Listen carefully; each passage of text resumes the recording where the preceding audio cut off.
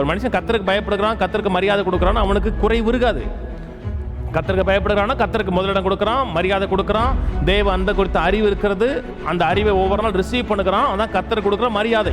அந்த மரியாதை இருந்ததென்றால் அவனுக்கு ஒரு நன்மையும் குறைவு இருக்காது. எனவே 29:11 நீங்கள் எதிர்பார்த்திருக்கும் முடிவு உங்களுக்கு கொடுக்கும்படிக்கு நான் உங்கள் பேர் நினைத்திருக்க நினைவுகள் அறிவேன் என்று கர்த்தர் சொல்லுகிறார். அவைகள் தீமைக்கல்ல, சமாதானத்துக்கு ஏதுவான நினைவுகளே. அப்பொழுது நீங்கள் கூடி வந்து என்னை தொழுது கொண்டு என்னை நோக்கி விண்ணப்பம் பண்ணுங்கள், நான் உங்களுக்கு செவி கொடுப்பேன்.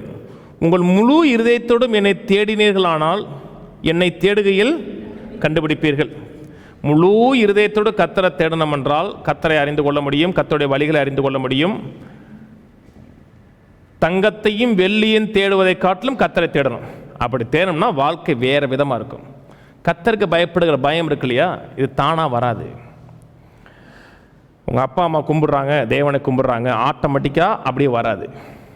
இது தெய்வ பக்தி இல்லை குடும்பம். இந்த குடும்பத்தில் பிறந்துச்சுன்னா அவன் தெய்வ பக்தி உள்ளவனாக தான் இருப்பான். அவங்க தாத்தா ஊழியக்காரரு, அவங்க தாத்தாவுக்கு தாத்தா அந்த காலத்திலே ஊழியக்கார குடும்பத்தில் பிறந்தவையா, அதனால் தெய்வ பக்தியாக தான் இருப்பான். அப்படிலாம் கிடையாது. அப்படிலாம் ஏமாந்துறாங்க. அப்படிலாம் ஏமாந்து ஊழியக்காரன் குடும்பத்தில் பொண்ணு கொடுக்க மாட்டியா அப்படின்னீங்கன்னா அது ஊழியக்காரனுடைய பிள்ளை கற்றுக் கொடுக்கப்பட்டிருக்கிறதா அப்படின்னு பார்க்கணும். அது அந்த குடும்பத்தில் வந்ததுனால, அந்த ஜீனில் இருந்ததுனால தேவ பக்தி வராது. தேவ பக்தி, தேவனுக்கு பயப்படுகிற பயம் கையை வைக்கிறதுனாலும் வராது. தேவனுக்கு பயப்படுகிற பயம் கற்றுக் கொடுக்கறதுனால தான் வருது.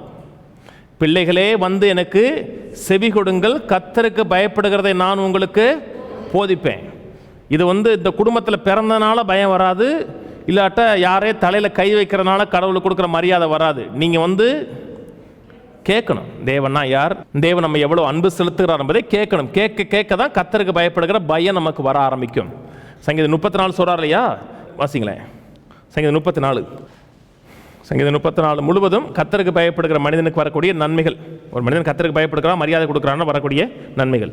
கர்த்தருடைய தூதன் அவருக்கு பயந்தவர்களை சூழ பாளையம் இறங்கி அவர்களை விடுவிக்கிறார்.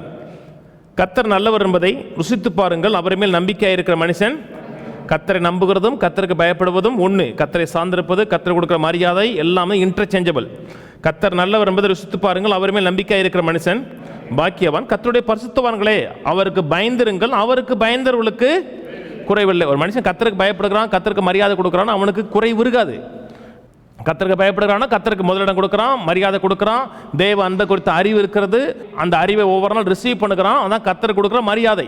அந்த மரியாதை இருந்ததென்றால் அவனுக்கு ஒரு நன்மையும் குறைவு இருக்காது. அப்புறம் சொல்லுகிறாரு, சிங்கக்குட்டிகள் தாழ்ச்சி அடைந்து பட்னியா இருக்கும், கர்த்தரை தேடுவர்களுக்கு ஒரு நன்மையும் குறைபடாது. பிள்ளைகளே எனக்கு செவி கொடுங்கள், கர்த்தருக்கு பயப்படுதலை உங்களுக்கு போதிப்பேன். 10ஆம் வசனம் சொல்றார் இல்லையா, கர்த்தருக்கு பயந்தவர்களுக்கோ ஒரு நன்மையும் குறையப்படாது. ஒரு நன்மையும் குறையப்படாதுன்னா ஒரு நன்மையும் குறையப்படாது. கர்த்தரை தேடுகிறவர்களுக்கோ ஒரு நன்மையும் குறையப்படாது. இன்னைக்கு பெரும்பாலும் மக்களுக்கு வாழ்க்கை 2 முக்கியமான டிசிஷன் எடுக்கணும். அதாவது ஒன்று கல்யாணம், இன்னொன்று வேலை. அதாவது வேலைன்னா படிக்கிற நேரத்தில் எடுக்கக்கூடிய ஸ்டெப்பு, எந்த படிப்பு எடுக்கணும், எந்த வேலைக்கு போகணும், இது ரெண்டுமே வாழ்க்கையை மாற்றி அமைக்கக்கூடியது. ஒன்று ரொம்ப முக்கியம் கல்யாணம். கல்யாணத்தில் போய் தப்பாக டிசிஷன் எடுத்துட்டிங்கன்னா அதுக்கப்புறம் மாற்றவே முடியாது. நித்தியம் போனால் தான் விடுதலை. அது வர ஏன்னா அதனால தான் நம்ம கல்யாணம் முடிக்கும் போது கேட்டுறோம், மரணம் நம்மை பிரிக்கும் வரைன்னு கேட்டுறோம். அதனால் ரொம்ப சரியான தீர்மானம் மேரேஜில் எடுக்கணும். ஏன்னா வேதம் சொல்லுகிறது, குணசாலியான ஸ்திரியை கண்டுபிடிப்போன் யாருன்னு இருக்கு. நீதிமொழியில் சொல்லப்பட்டிருக்கிறது, நல்ல மனைவியை கண்டடைகிறவன் கர்த்தரிடத்தில் நன்மையை கண்டடைகிறான் இருக்கு. இங்கே சொல்லப்பட்டிருக்கு, கர்த்தரை தேடுகிறவனுக்கு ஒரு நன்மையும் குறையப்படாதுன்னு இருக்கு. 1 கொரிந்தியர் 7 ஒரு காரியம் சொல்றாரு, நீ கல்யாணம் பண்ணலன்னா மனைவியை தேடாதே அப்படின்னு ஒரு வசனம் இருக்கு. அப்படி படிச்சது இல்லையா? கல்யாணம் பண்ணாமல் இருக்கியா, மனைவியை தேடாது. இதெல்லாம் ரொம்ப பேருக்கு தங்க வசனம் மாதிரி இருக்கும். ஒன்று, கல்யாணம் முடிஞ்சிருச்சுன்னா மனைவியை விட்டு விடாத, கல்யாணம் பண்ணாமல் இருக்கியா மனைவியை தேடாதே. 1 கொரிந்தியர் 7 சொல்கிறாருங்க. அது எப்போன்னா உபத்திரவ காலத்தை பற்றி பேசுகிறாரு. அந்த நேரம் உபத்திரம் உச்ச கட்டத்தில் இருக்குது. அந்த நேரத்தில் கல்யாணம் பண்ணாமல் இருந்தால் நல்லது. உபத்திரம் முடிஞ்சதுக்கப்புறம் கல்யாணம் பண்ணிக்கலாம். அப்போ தான் சொல்கிறாரு, நீ கல்யாணம் பண்ணாமல் இருந்தீங்கன்னா கல்யாண மனைவியை தேடாதே. இது ரொம்ப வாலிய பசங்களுக்கு சொல்ல வேண்டிய காரியம். நீ கல்யாணம் பண்ணாமல் இருக்கியா, மனைவியை தேடாதே, கர்த்தரை தேடு, கர்த்தர் உனக்கு நல்ல மனைவியை தருவார். ரொம்ப பேருக்கு பிரச்சனை என்ன, கர்த்தரை தேடாமல் மனைவியை போய் தேடுறான். மனைவியை தேடுறதுனால ஒரு பிரச்சனையை கண்டுபிடிச்சிட்டு வந்துடான். பிரச்சனையை கண்டுபிடிச்சதுக்கப்புறம் வாழ்நாள் முழுக்க பிரச்சனைகளும் போராட்டங்களுமா இருக்கிறது. கர்த்தரை தேடுகளுக்கு ஒரு நன்மையும் குறையப்படாது. நல்ல வாழ்க்கை நல்லா இருக்கணுமா, நிறைவாக இருக்கணுமா, நல்ல மனைவி கிடைக்கணுமா, செக் பண்ண முடியாது. நீங்கள் போனீங்கன்னா அடியே வைக்கிறவங்க டீயும் ஸ்நாக்ஸும் வைக்கிறதுலே அசந்துருவீங்க. இவ்வளோ ஒரு பவ்யமான பொண்ணை சான்ஸே கிடையாதுருவீங்க.